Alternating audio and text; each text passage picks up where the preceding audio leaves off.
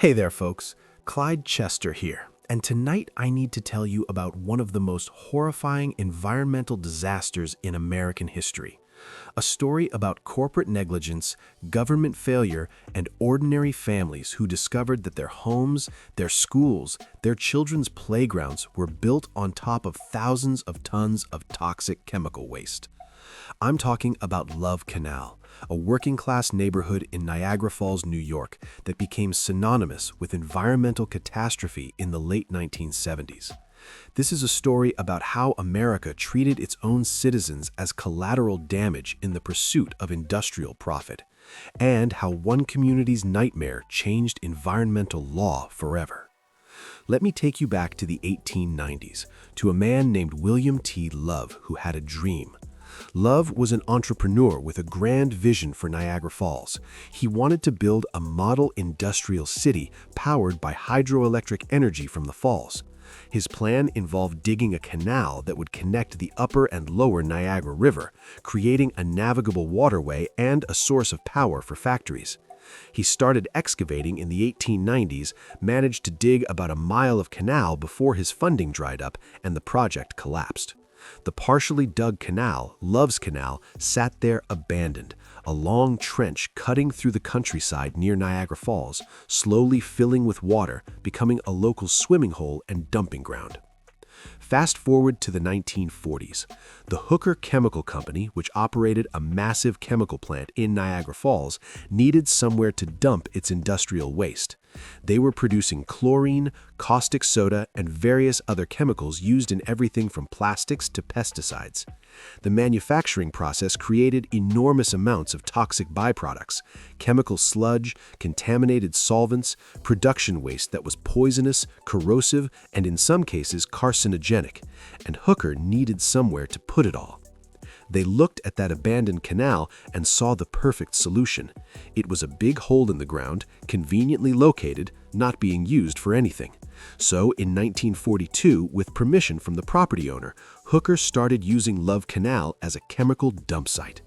For the next 11 years, from 1942 to 1953, Hooker Chemical dumped approximately 21,000 tons of toxic chemical waste into Love Canal.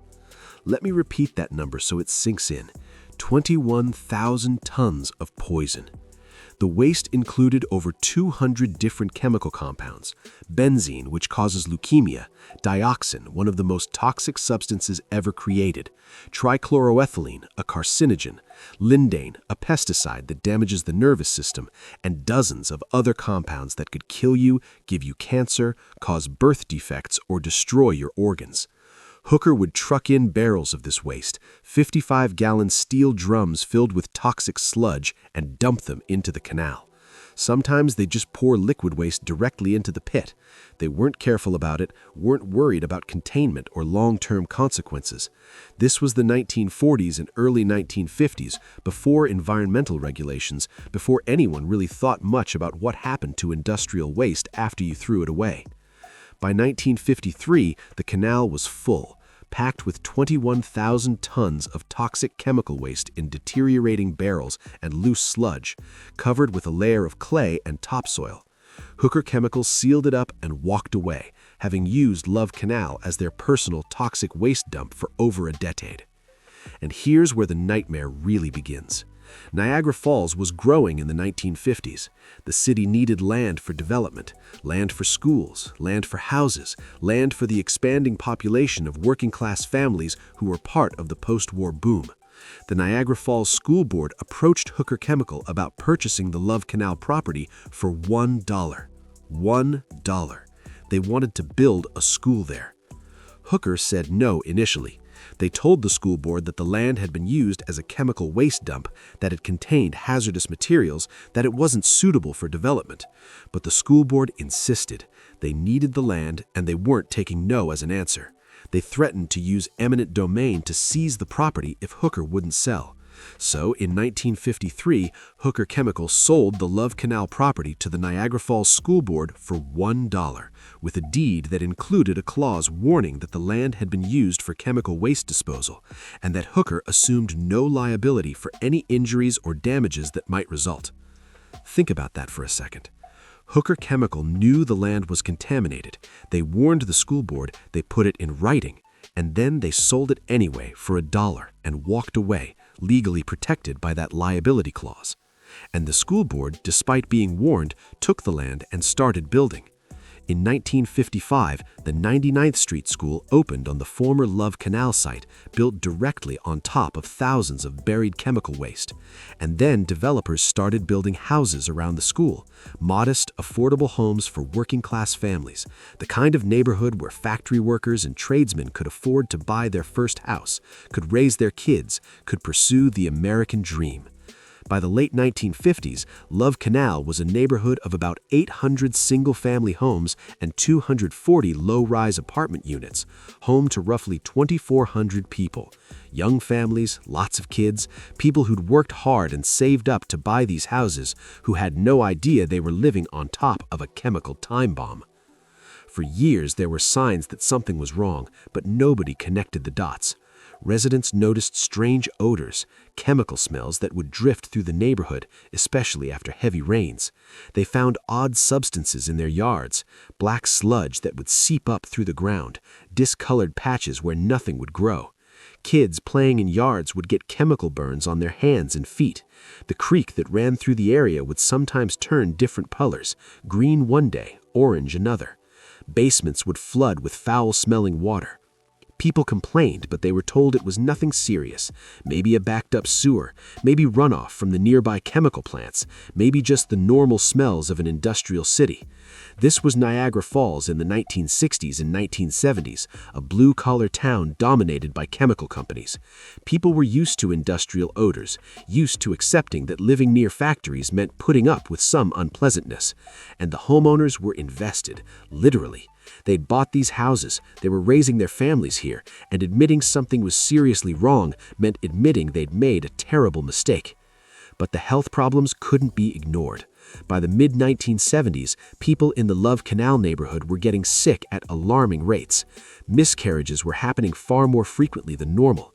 Women would get pregnant and lose the baby again and again. Birth defects were showing up.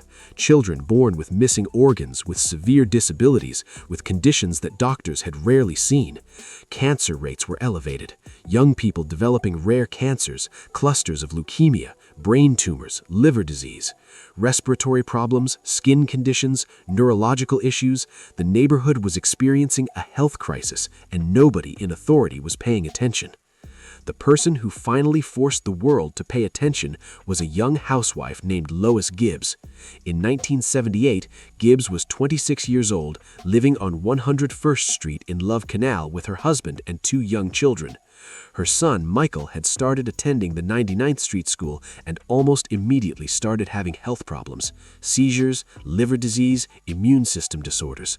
Lois took him to doctors, and one of them suggested that environmental factors might be involved. Around the same time, a series of articles appeared in the Niagara Gazette, a local newspaper, reporting on the buried chemicals at Love Canal and raising questions about potential health effects. Gibbs started researching, started talking to her neighbors, started connecting the dots. What she found was terrifying. The families living closest to the old canal had significantly higher rates of illness than families just a few blocks away. The 99th Street School, built directly on the buried chemicals, was the epicenter of the health crisis. Lois Gibbs wasn't a scientist, wasn't a lawyer, wasn't a trained activist. She was a working-class mom with no college degree, no experience in community organizing, no political connections. But she was furious, and she was determined, and she refused to be ignored. She formed the Love Canal Homeowners Association and started fighting the school board, fighting the city, fighting the state, fighting for her neighbors and their sick children. The initial response from authorities was dismissal and denial. The school board said the school was safe. The city said the neighborhood was safe. The New York State Health Department conducted some preliminary testing and said there was no immediate danger. But Gibbs and the homeowners kept pushing, kept demanding more testing, kept making noise. They contacted the media, staged protests, refused to go away. In April 1978, the state finally conducted more comprehensive testing, and what they found was horrifying. The buried chemicals had been leaking for years. The steel drums had corroded and ruptured. The clay cap that was supposed to contain the waste had failed. 21,000 tons of toxic chemicals were migrating through the soil, contaminating groundwater, seeping into basements, vaporizing into the air inside people's homes. The residents of Love Canal were being exposed to a toxic soup of carcinogens and poisons every day, in the air they breathed, the water they drank, the soil their children played in.